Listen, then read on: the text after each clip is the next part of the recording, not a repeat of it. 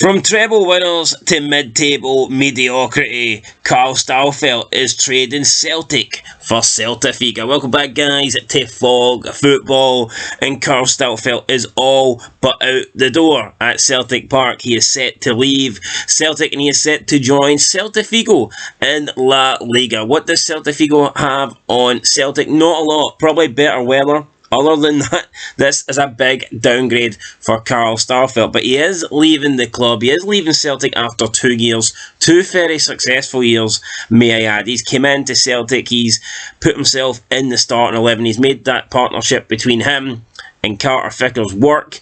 He's won 5 out of 6 trophies. When you look at the stats, like defensive tackles, percentage of tackles won, heading in the air, like headers won, heading accuracy, a lot of Carl Starfelt'S stats are actually better than Carter Ficker's. And I know stats don't mean everything. Sometimes stats can inflate a player. Sometimes stats can misread games and whatever. But I think Carl Starfelt'S is underrated. I think a lot of times he gets criticism for no reason, really. There's no doubt about it. When he came in, he was the shakier of the two. And most people would say Carter Ficker's is a better defender because he is. But I still think Starfelt'S is a good defender. Just because he's the weaker of the two, the partnership between him and Carter Ficker's CCV doesn't mean that Starfelt'S is all of a sudden a bad defender. I actually rate Carl Starfelt'S, and I think he will be a bit of a blow for Celtic. And can they replace him? Well, they brought in Naroki, who I thought was originally coming in to add depth to the centre-back positions, but now that Carl Starfelt'S is leaving, will Celtic need to come and bring in another defender, or will they rely on what they've got at the club?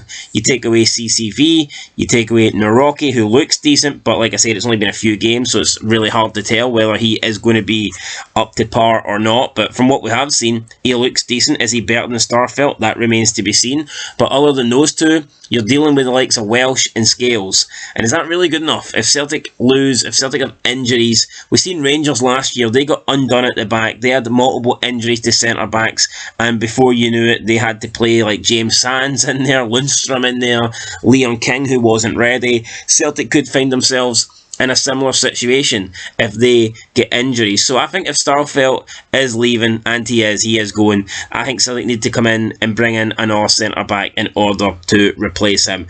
Unless they trust Scales and unless they trust Welsh. But anytime Welsh gets put into the Celtic team, he seems to struggle. He doesn't seem to do that good, and I don't think Celtic fans are really interested in having Welsh play, a large role in this season's fixtures, and especially in Europe. I mean, if they want to do well in Europe, Brendan Rodgers has talked about this 5-year plan to win a trophy. Are Celtic going to win a trophy if they're relying on Welsh at the back? I'm not entirely sure. But let's talk about the transfer itself. So the fee is being rumoured to be around €5 million, which translates into about £4.3 million.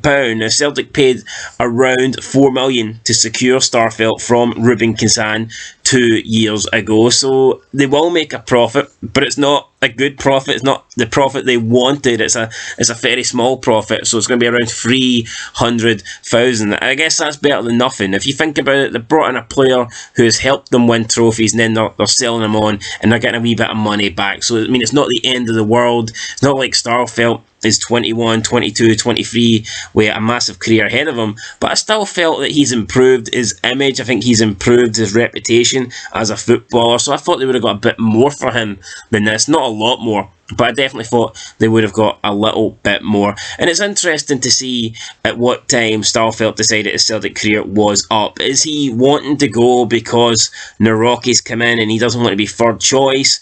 Or was he always going to go from day one?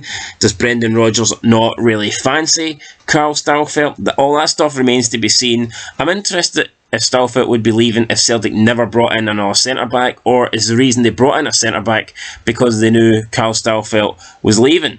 We don't know. What came first, the chicken or the egg? Brendan Rodgers did speak about how he brought Starfelt'S on in the defeat, the win against Ross County, because he wanted him to play, because it could be his last ever game. So, looks like that might be it. I mean, Celtic don't play again until Sunday, where they play Aberdeen. I would expect him to be well gone by then. I think this deal will probably happen on Tuesday, Wednesday. So I think Carl Starfelt will be a Celta Vigo player definitely before Sunday. I believe he has played his last game for Celtic. And yeah, he gets to go with Celta Vigo. It's not all doom and gloom though. Celta Vigo, they are in La Liga. You've got the big classic ties against Barcelona and Real Madrid. Massive games. He will have a good manager in Rafa Benitez, who is currently at Celta Vigo. So, I mean, it's not like he's committing career suicide here, but I do believe it's a downgrade. I think he's taking a step down, and I don't really recommend it. I think he would be better off at Celtic, and I think Celtic would be better off with having Carl Starfelt. Anyway, guys, that's my opinion. Let me know your opinion, and this move is set to be complete probably within the next 28, if not 48 hours. Let me know what you think down below in the comments. I'll catch you next time. Till then, though, peace.